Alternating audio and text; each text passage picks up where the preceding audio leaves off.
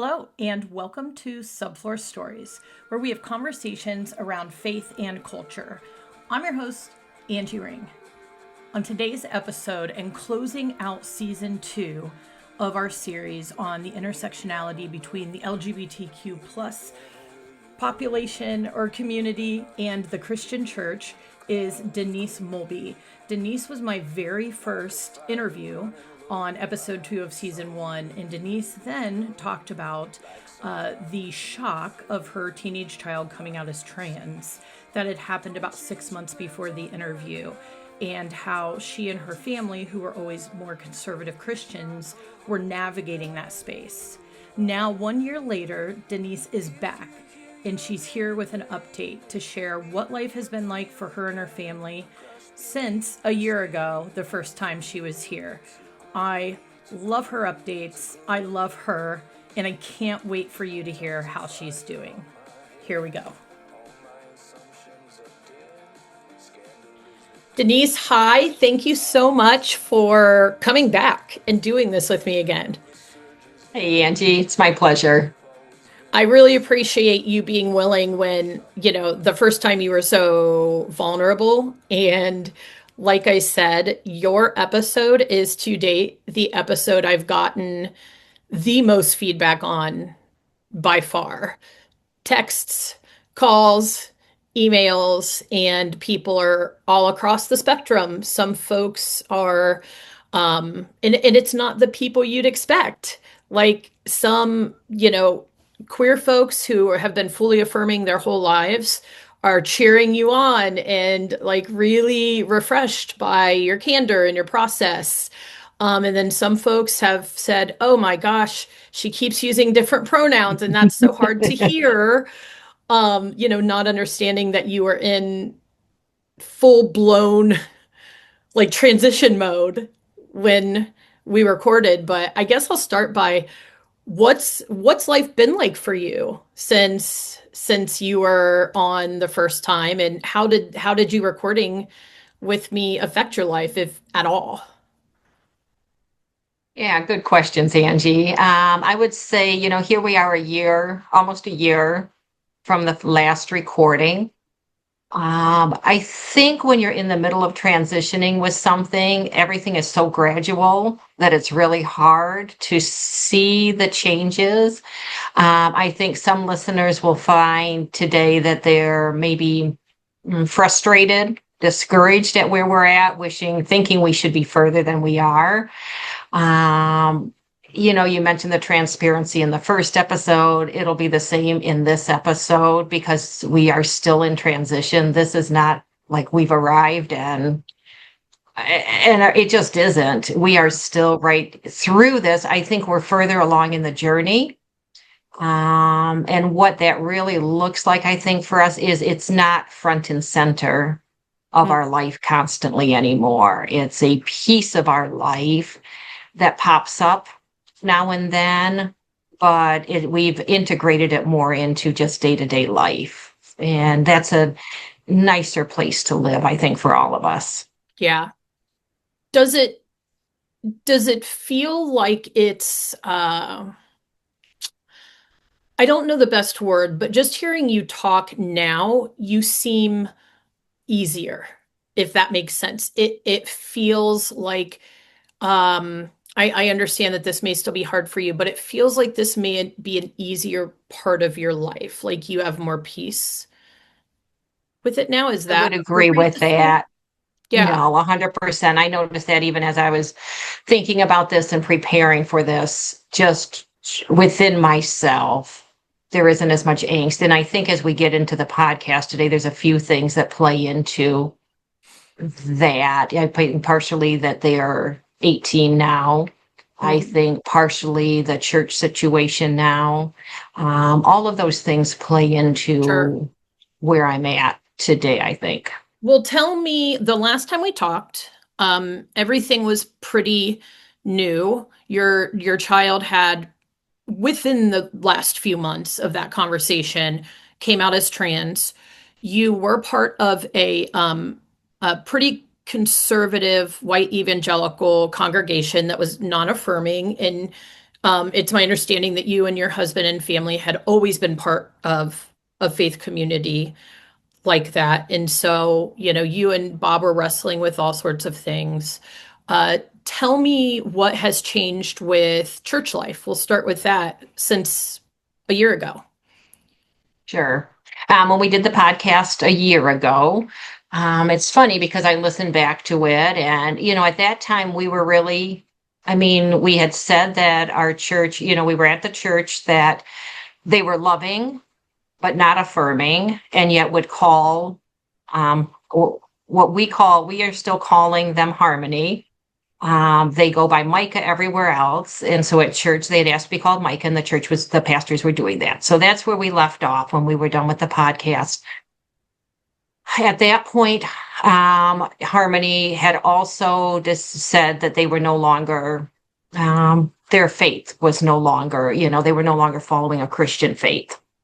And so we had already, I think at that time, I don't remember. I mean, we had started looking for more affirming churches as a family. We felt like this was an important step. I think my husband and I both, I think their faith to us was the most important thing. And if that meant attending an affirming church, that would be necessary. We checked out several that just didn't fit. And then you had mentioned one to me, and I started listening to their sermons online. And the funny thing is we had started looking for Harmony. And yet when the final decision came to change, it was actually within my own soul. I needed to hear the messages, and I needed to hear about this God of love, this God who never turns away, this God who's always present. It fed my soul. And so when the decision was finally made as a family, I'm the one that said, I think we need to move. And Harmony even said at the time, they said, you can move or not move. It doesn't matter because I don't really care anymore. I made the call, and we all moved as a family for me. But we've been attending this church now, I would say about 6 months or so. And I want to share a few of the things that really touch me about it. So it is an affirming church. The things that I think touch me, to what really touch Harmony is when the pastors get up, oftentimes they'll say, I'm so-and-so, my pronouns are he, him, my pronouns are she, her, my pronouns, whatever. Those little things that just acknowledge, I think that really helps. Another thing that was so touching was a few weeks ago, we started in 1 Timothy.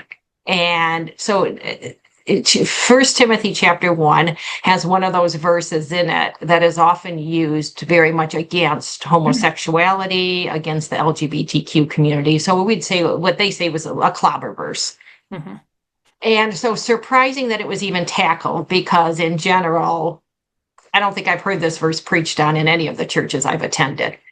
And the pastor did such a beautiful job unpacking it. And what he presented was various ways that this verse, going back all the way to the original text or whatever, could be interpreted. And saying, even if you don't agree with our stance of affirmation, I think that we at least all need to acknowledge that there are various ways that we can intellectually interpret this. Yeah. And this is the very first time, I would say, in a church space I have ever been presented with, here are differing ways that this can be interpreted. And for my son, not even for Harmony, for my son, who I shared with last time, is 21, and he identifies in the LGBTQ community as asexual. We left, and he doesn't share much, and he said, that was the most amazing sermon I've ever heard. And here is why I think, Angie, because even with my kiddos and other kiddos who identify in the LGBTQ community, if you have been raised in any type of faith, even as you remain true to who you think you are, I think there is still a piece of shame that has been brought on by the church and by the interpretation of scripture and the harm that is done. So to have somebody from a pulpit that will stand up and say, this can be interpreted in other ways, and this may not be, the way it's been interpreted could very much be wrong. Yeah. is huge because it finally, I think, gives permission that I can live this life and be true to who I am Yeah. without this added piece of shame or Yes. this added part of being a Christian, and yet I have to live in this space. It was huge, and to tackle a verse like that, and so with that, I would say I still am processing all of it because what our church does, this is the other thing our church does, which has helped Bob and I, is they give space that Bob and I don't have to be completely over on the affirming side either, to where it's a very unusual space to be in. Because if we had started attending a church for harmony, and yet they were so appalled that Bob and I couldn't be way over here fully affirming, it wouldn't have worked for Bob or I Yeah. either. And so somehow they're able to hold this space. So when passages are presented like that, that gives everybody some space to say, okay, Yeah. let me honor however it is that you might interpret this, and you can honor how I might, but let us at least honor each other in this and not be using these verses to clobber people or whatever else. Yeah. Well, and There's I a, think just really fast, sorry to interrupt you, but yeah. I think what's so beautiful about that is honoring the mystery. So Mhm. frequently, I feel like pastors and even we as Christians feel like we have to be rigid in our understanding of the Bible because if we're not, somehow we're betraying God, or I don't know what the weirdness is around it. But the reality is there is so much mystery. I mean, there's so much mystery. And so just the beauty of your church saying, these are all the ways that this one passage has been interpreted, which are all different. This is one passage. Can we together embrace a loving God that we believe in, but we also believe there's all sorts of mystery around this book that loads and loads of men have written, right? Right. And you're right, it absolutely is unique because I've been in, like you have, thousands and thousands of church services in my life. And pretty much every one of them who's preaching on something preaches as if they know exactly, right? Like that's part of Yes. kind of the authority that we look at in, Hmm. especially like evangelicalism. Yeah, so I just wanted to comment on that. I love the openness of the mystery of Scripture. Yeah, Angie. And I think that was the first time from a pulpit, I would say, yeah, it was presented in the form of a mystery. And it almost made me a little angry. It made me angry in that we look to our leaders, especially Mm, pastors, the amount of authority that a pastor holds to basically speak into and define exactly our lives. And right or wrong, if you've been raised within the church, what yeah, that pastor says, whether you want it to influence you or not, it influences you greatly. sure.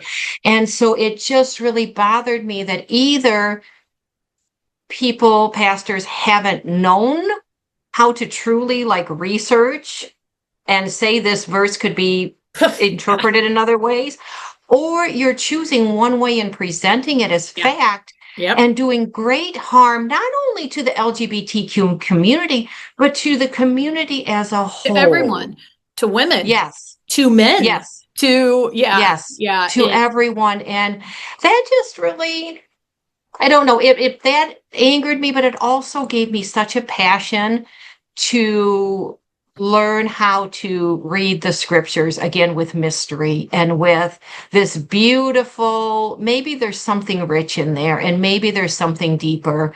Maybe there's something more than a rule book that mm, needs to be followed. great. There was a bit of excitement Yeah, after that sermon, and then after First Timothy 2, where they dealt with women. and kind of that whole thing. So it was been an interesting month Yeah. digging into some really, I would say, controversial topics in a really beautiful way.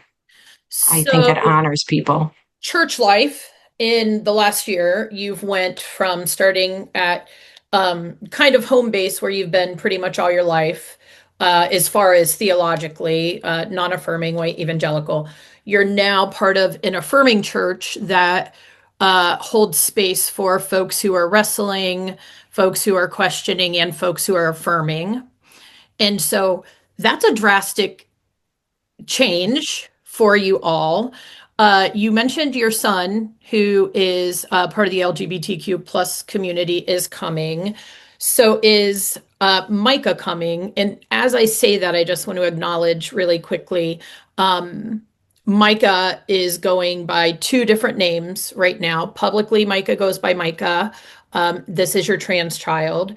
And in the house, Harmony goes by Harmony. Is that correct? That is correct. So the same person, Micah and Harmony, same person. And And it, Micah has approved both names and feels seen by you and your husband Bob by both names. That's been approved across the board. Is that correct?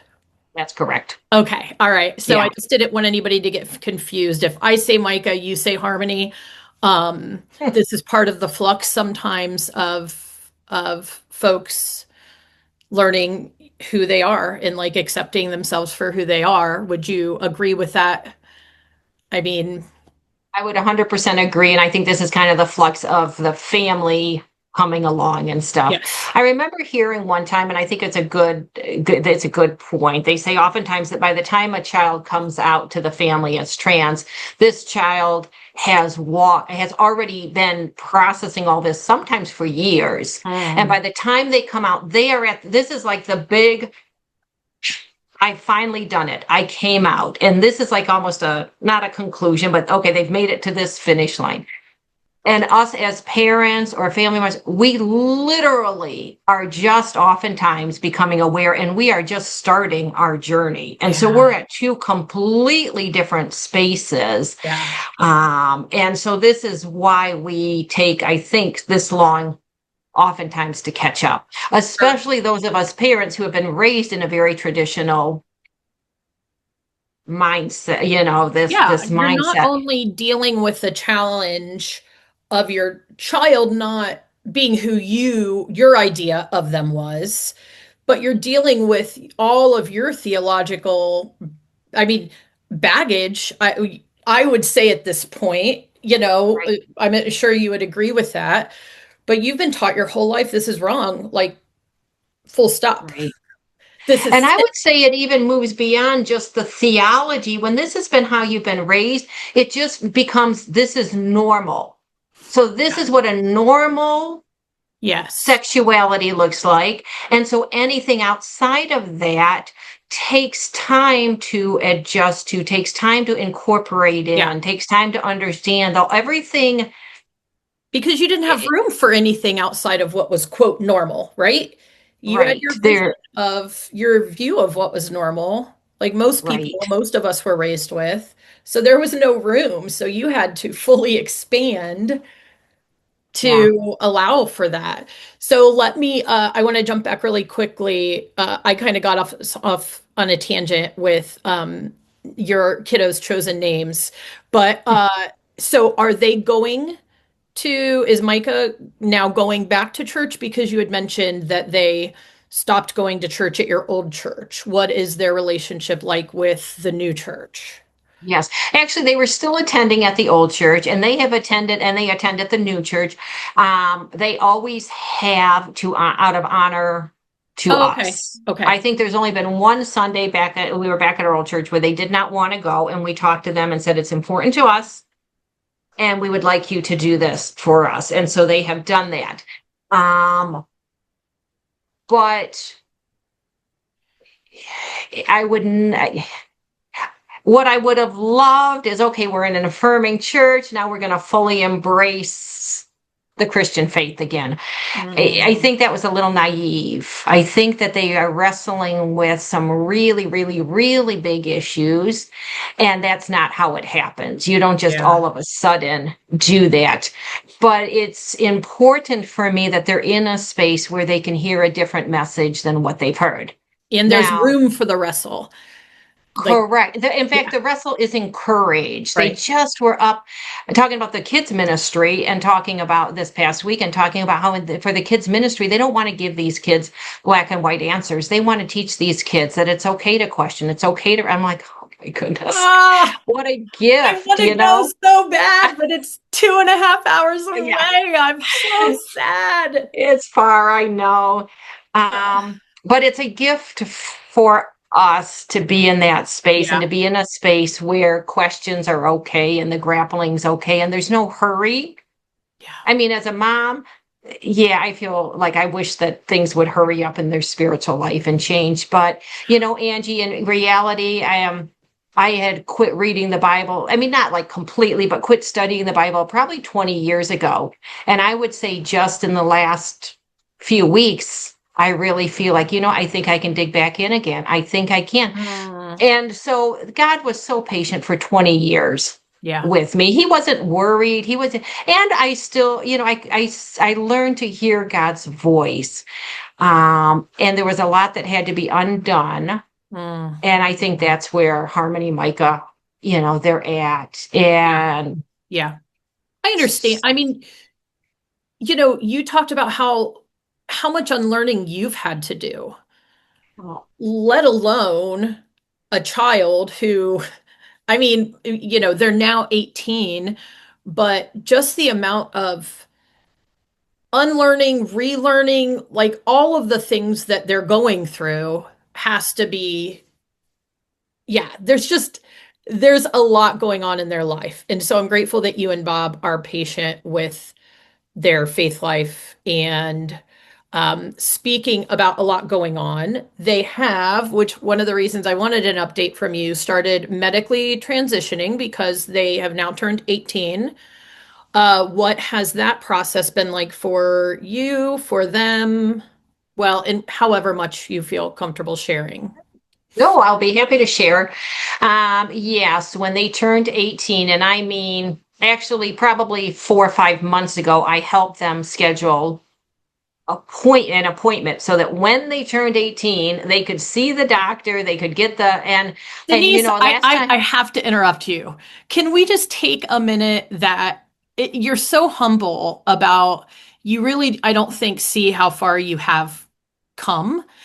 Can we take 1 second to just celebrate that 4 or 5 months ago, which was way less than a year, right? Well, maybe a year after they came out to you, and you were completely in crisis, you scheduled their first appointment to medically transition. Like you went from, no, this is who you are. I gave birth to you. This is your name. This is who you are. There's no question about that. We're not calling you something different. To scheduling their first appointment. Like, do you appreciate just how huge that is and beautiful? And like, I'm going to cry because what a beautiful way for you to support and honor your child, even in the midst of you still wrestling through some of this. But you're choosing at least to say, no, you're telling me who you are. And I'm going to believe, instead of going with what I thought I knew about who you are, I'm going to believe what you say and I'm going to support that. I mean, that's just beautiful. Bravo. Bravo. Thank you, Angie. I think the hard part is, and maybe for other parents on this journey too, is celebrating where we've come, because we also recognize how far we are from.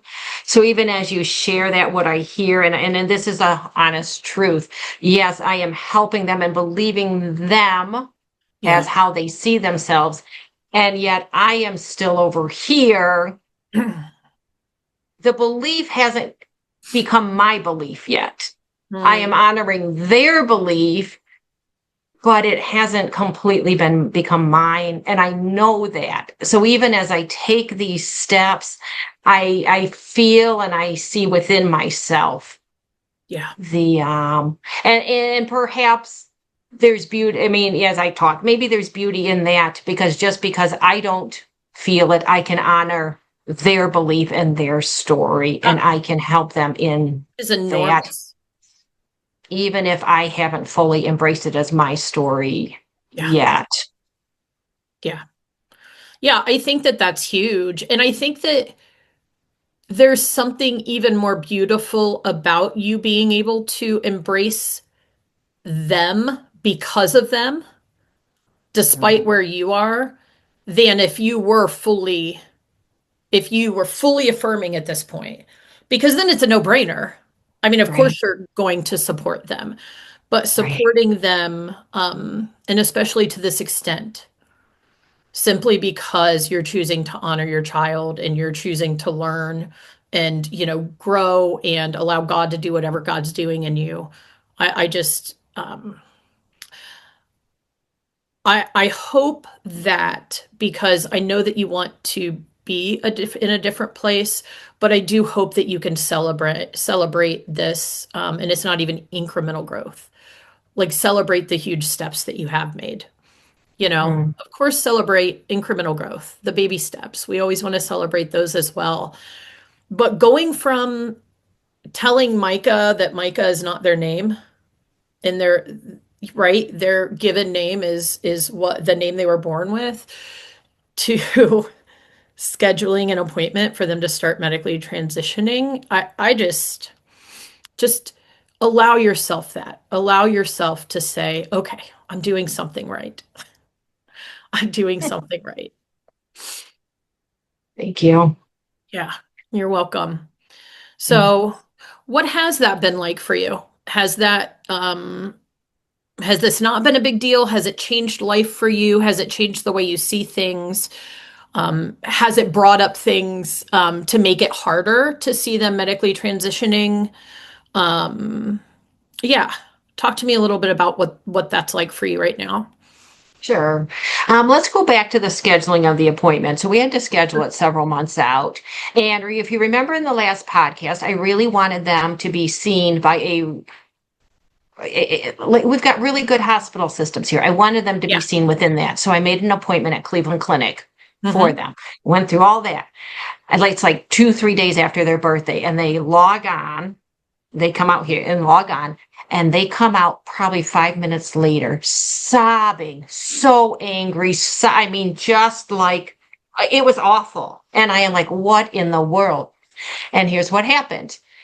Because of the administration's new executive order, whatever, because they were not 19, Cleveland Clinic has stopped doing all gender affirming care for anyone under the age of 19, for a fear that their funding will be cut.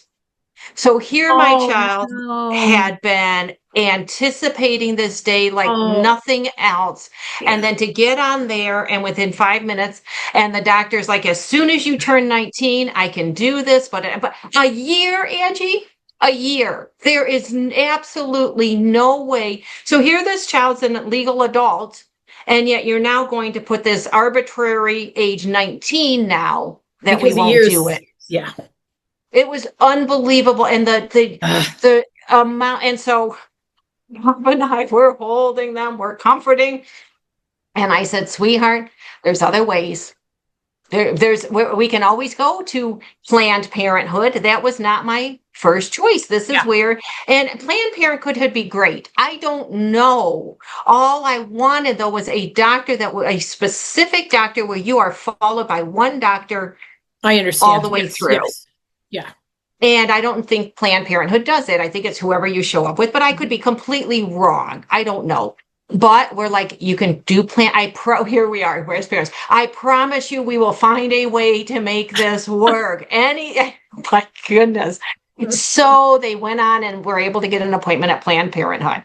So that was fine. But I said, can I please still try? We have one other big hospital systems. Can I please still try getting you in there? And they're like, okay.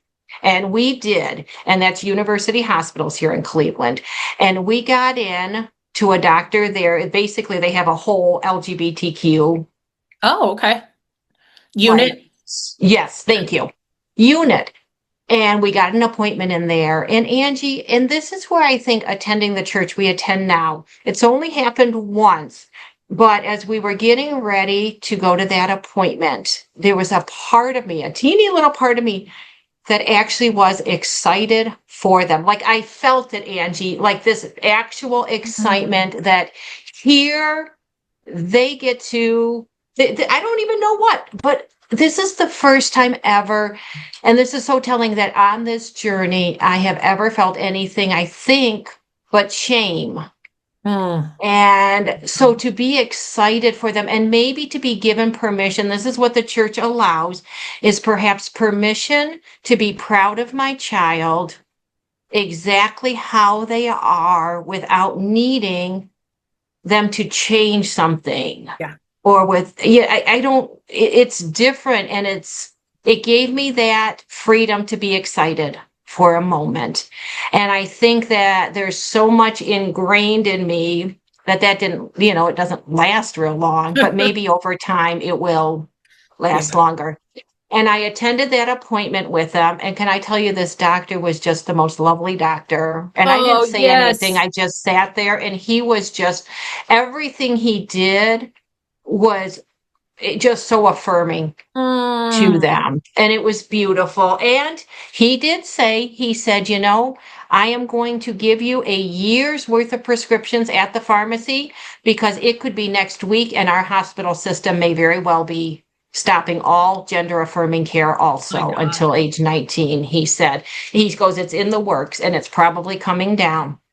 And Oh, so he said, I will get you those prescriptions to the pharmacy. And then if that happens, you can still see me as a patient. We just can't prescribe any of these. We can't prescribe the testosterone. yeah. And so at least on that, I think Harmony feels reassured. There's been a Yeah. lot of, okay, let's address this for a moment. I find it hilarious when I listened to the podcast I did last time. The election had just occurred. Mhm. And I said in there, My thank God. goodness we made it through that. And what in the world I was thinking, because we hadn't made it through anything. We're just getting started. We were just getting started. And then come January and all these, and Mhm. it's been a battle ever since. And there have been many a days where they have been in tears or they have been up because Oh, they feel like their very existence is being targeted. Even our local school board this past, just 2 weeks ago, there were 6 candidates running and 3 of them, their website, that's exactly what it was. It was all about these, people, bathroom issues and this issue and this issue. And you're like, what the heck? And thankfully, they aren't the ones that ended up winning. I think people could see through all of that. yeah. But to be a part of a population that is being targeted with so much fear and so much misinformation Yeah. is really Oh my traumatic gosh. for these kiddos to live through. I can't imagine. I find it appalling. Mhm. And I think just this past week again, they were talking about and you might need to move to a sanctuary city, or I might need to move, you know what I mean? Yeah. Because it's always just below the surface there. Is my existence, can I live here safely? Yeah. Can I move? Can I be anywhere in the world safely? Hmm. I mean, trans folks are targeted at a much higher rate I of know, violence. Angie. It And scares me. I'm sure. I mean, I can't I, imagine. I yeah, I hate it. And it's not only that they're targeted, it almost feels like with the way that the political thing is right now, it's almost like, oh well, Yes, oh well, where are the protections for them? It's almost like they've been dehumanized, that that's there's not even the exactly what's happening. protections. Yes, yes. And that's a really scary place for anyone to live through, and especially a young person Yeah, when they're to grow. already struggling on so many It's Yeah. hard being a teenager, Denise. Yes. I mean, teenage years are a train wreck for most of us, right? We're Right. hormonal and we're navigating high school, which is like literally our version of hell for It is. most I people. agree. We're navigating like all of these things and adding the ultra complexity of navigating sexuality that's not seen as typical, Right. or gender identity that's not seen as typical on top of that is, I mean, there's a reason that trans folks, suicide rates are so much higher, and all of the indicators, negative indicators are higher for LGBTQ plus, but especially trans teens.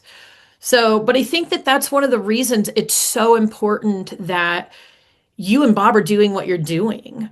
Because how many kids have parents who stay in the place that you were at the very beginning?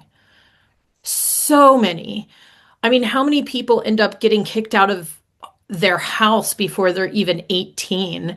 I've talked to so many folks who are, identify within the queer spectrum who were on their own at like 16 years old.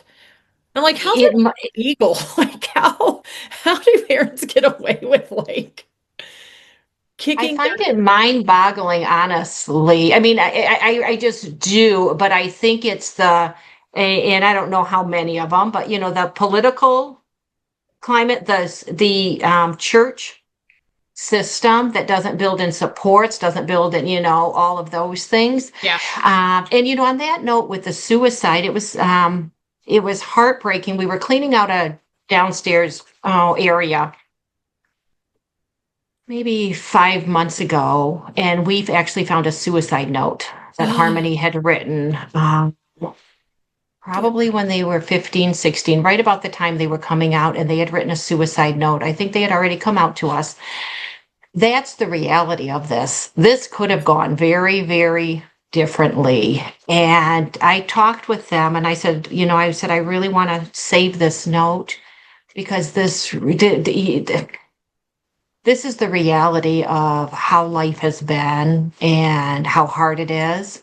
Yeah. And in reality, whether they are they are happy now, their mental health is so much better now. Yeah. And being on the testosterone, I mean, they just feel very, really happy with it. Yeah. Um, And we've noticed it. My husband's noticed it and talked about how much happier they feel. Uh, And it's still hard for us to wrap our brain around that this is why. yeah. And yet the truth of it is they are. I want to share, Angie, too. I know we'd only have a little bit longer, but the other struggle we run into right now is we have our son and daughter-in-law and Mhm. two grandbabies, and they believe very differently on this. Mm. And so for Bob and I, this makes it really, really challenging because we're living it day by day. They're seeing it once a month or so. Yeah. And now I have talked to other families that are going through this, and there is a true reality that oftentimes the family members that still remain against this will often cut off all communication with the parents and with the rest of the family over this issue. And I have seen it happen. And so as Bob and I walk this Mm. very fragile Yeah. whatever road here, and our son, he did text us one day and he said, "Can we talk? I want to talk about this LGBTQ stuff, and I want to talk about this new church you're going to." And when we got the text, I said to my husband, "I feel like a naughty child, like being called into the Yeah. principal's office or something."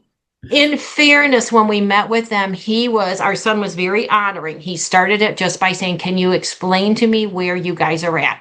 And I'll tell you, anytime somebody starts with a question to really Yes. understand, it goes much better. And so we were able to share and everything.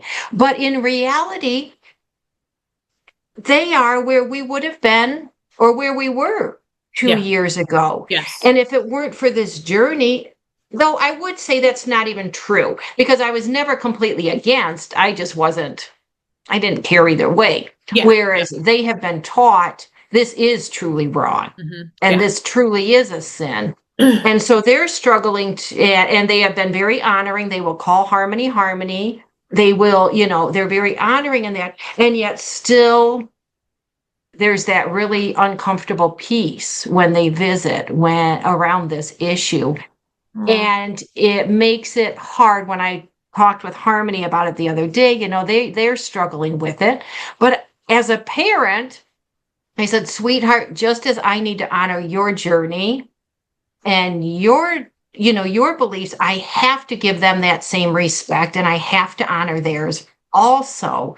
mm, And so it's a really hard space, I think we find ourselves in, and many parents on this journey. So if you've come from a very conservative evangelical background and you've raised your kids in that, and then all of a sudden you're taking a curve off, yeah.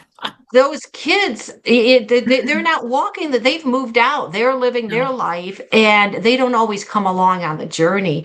And it just is really hard to navigate. And so I would say that's one of the challenges. Yeah, that uh, I can't imagine how hard it is as a mother to feel yourself kind of split in that way and to feel um, any friction, but also, and correct me if I'm wrong, probably a little fear too, that if they would just cut you all out, um, that I mean, that would be devastating, obviously, right? Well, it would be, right. And I've known families where it's happened and they're not allowed to see the grandkids anymore and they're not allowed to see, you know what I mean? Oh, dear All God. over this. But for them, there is a fear, and this was, they expressed this a little bit. And I want to honor them also. But there was this fear that the grandchild is now going to be influenced Yeah. by Harmony's journey, and they didn't want the grandchild exposed to this. And so it's very, very challenging. And there is fear. Of course, there's fear. Yeah. And to your point about honoring them, if they understand it's wrong, right? We look at it as what I mean, obviously Micah is no threat to your child. Like Right. frankly, Micah is probably much less of a threat statistically speaking than a straight white cisgendered male, right? Right. Right. Statistically speaking. Yes. Yes. They're a much bigger threat than trans folks. But if they're coming from the perspective that this is wrong or quote sin, which man, I hate that word, like in reference to this, but that's, the Right. ideology for a lot of folks, then they look at it as they're protecting their child. Correct. When the reality is, uh, well, yeah, yeah. Yeah, and I think what they're trying to do is protect their child from being influenced by. I don't think they think Harmony would hurt their children, Right. but Yes. Yeah. somehow being associated with, somehow being exposed Would make to. their children trans or Right.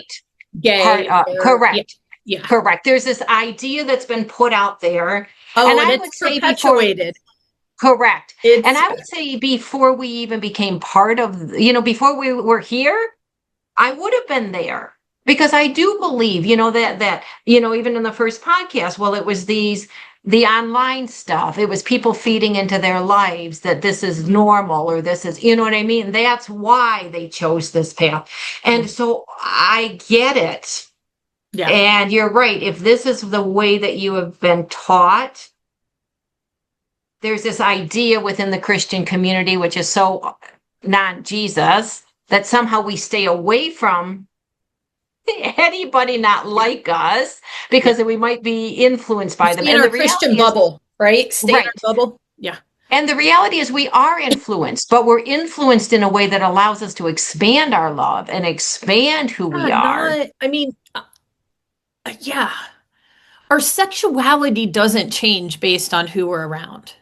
I know. Like my brother and I, one of our best friends in school, and I'm about your age, so I was in high school, well, I was in middle school, like what, late 80s, and I graduated high school in 95, but one of our best friends was gay, a gay guy, and at that time nobody was out. I mean, he was the pariah of the Oh my school. goodness. But we were friends with that guy for years and years and years, and like both of us would Right. consider ourselves straight. We are both, married to the opposite gender, and I just, yeah, it doesn't work that way. But anyway, It doesn't, but people but don't know that, they and don't. so I that know, I know. fear is there, and so I appreciate so much how hard they are working to make all this relationship work, how hard they're working. They do attend our new church with us, all of these They things. do. So That's they amazing.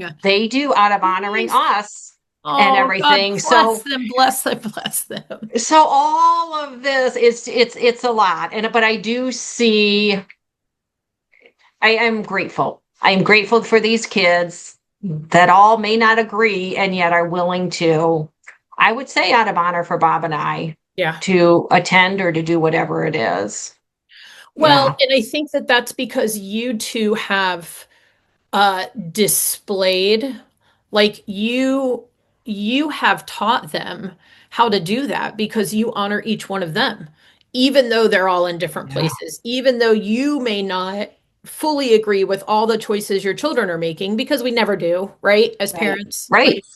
like we always want Yes. our kids to be, you know, not always, but often want them to be in a slightly different place. But yeah, and I feel like that's a testament to like your parenting and your family unit, that you two have honored them, you have respected their choices, you support all of your children.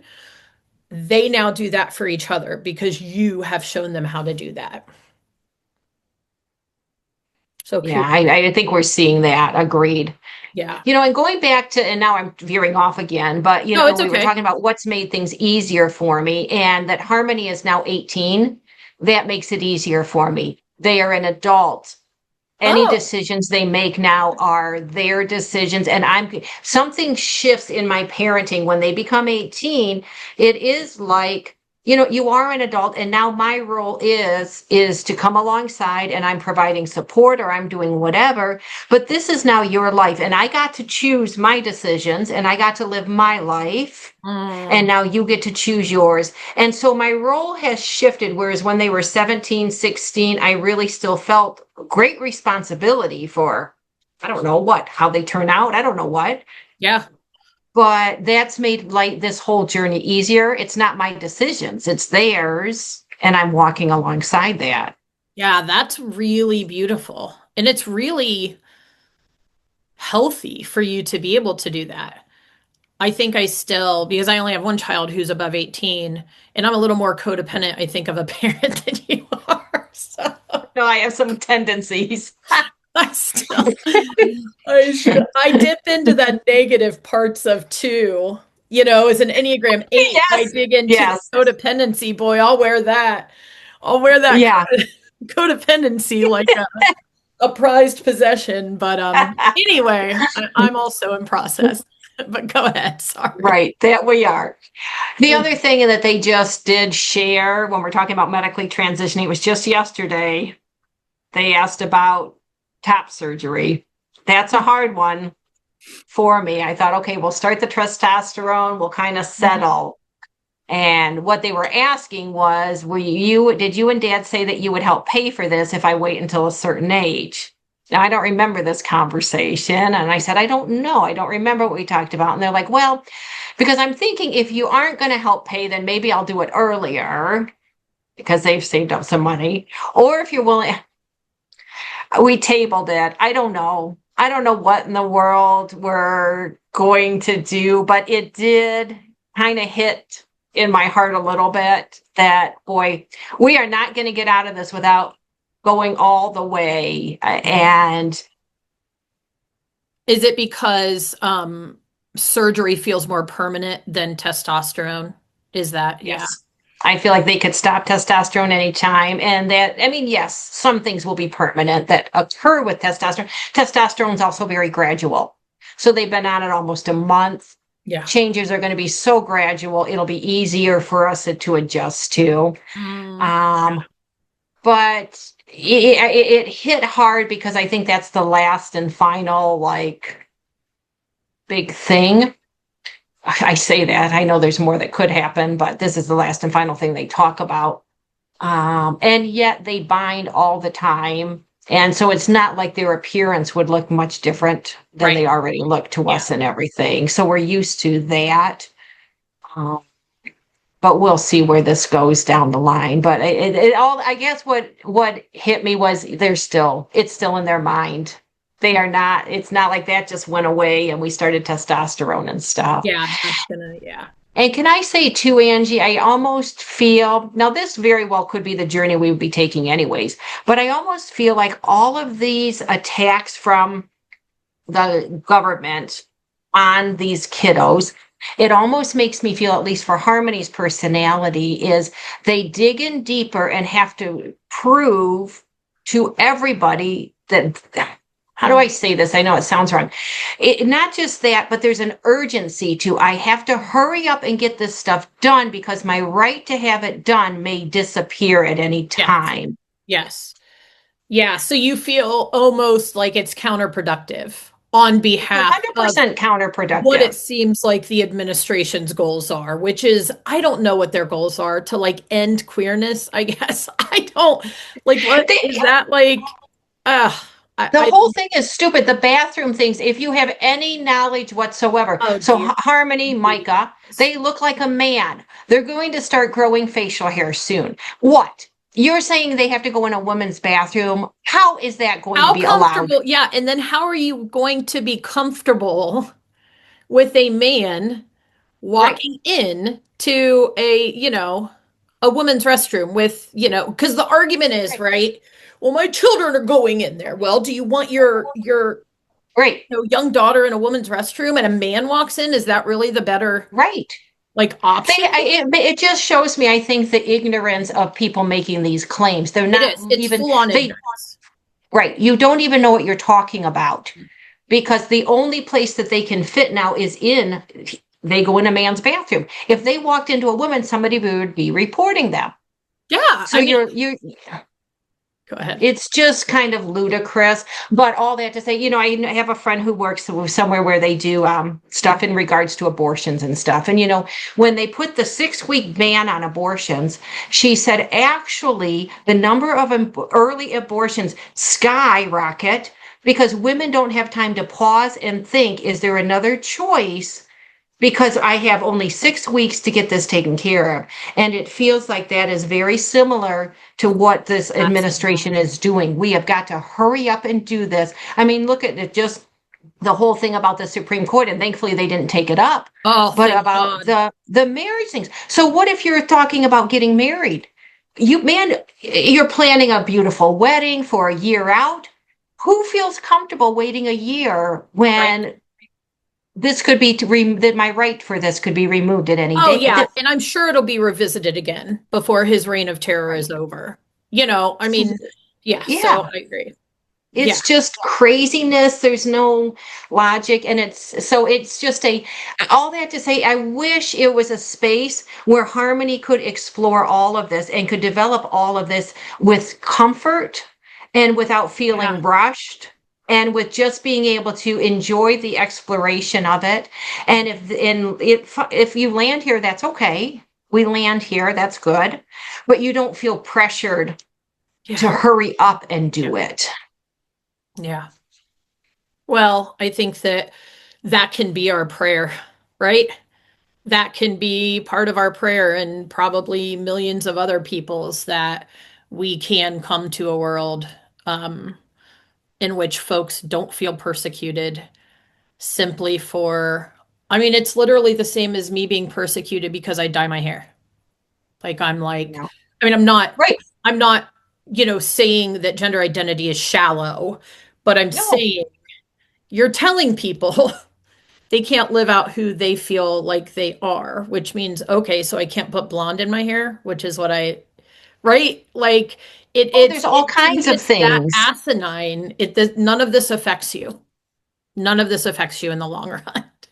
Like let people live Correct. how they live. They're not hurting you. They're not hurting your children. Right. Just let Right. them. They're just living their life. Let them be. Yeah, Stop picking on them, for goodness sake. yeah.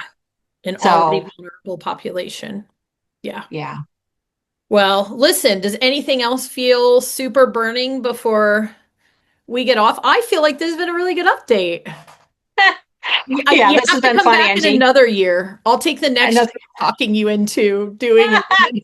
Another year and we'll be that much further. Yeah, by then we'll see if the top surgeries occurred. At least the Yeah, yeah. testosterone will have kicked in and I was thinking, I didn't think about this the first time we recorded. Will you think, Micah, for me? I don't know what the conversation is like on the back end between you two, but just for allowing you to speak openly about your process and in some regards their process as well.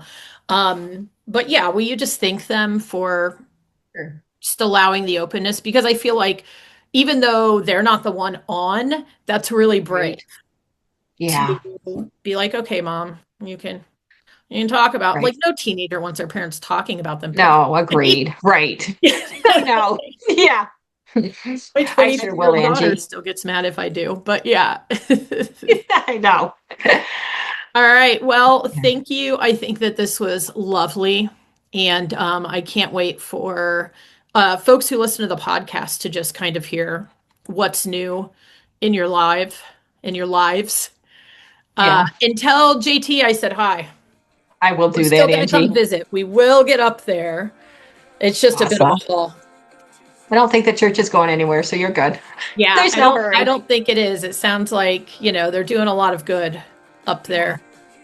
All right, Yeah. friend. Well, I will talk to All you right, soon. Angie. Thanks Sounds good. again. Bye-bye. Thanks. Thank you for listening.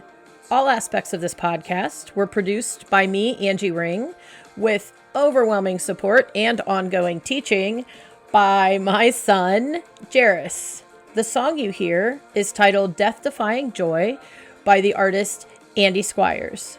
You can find his music at Spotify, Apple Music, and YouTube. Check him out. See you next time.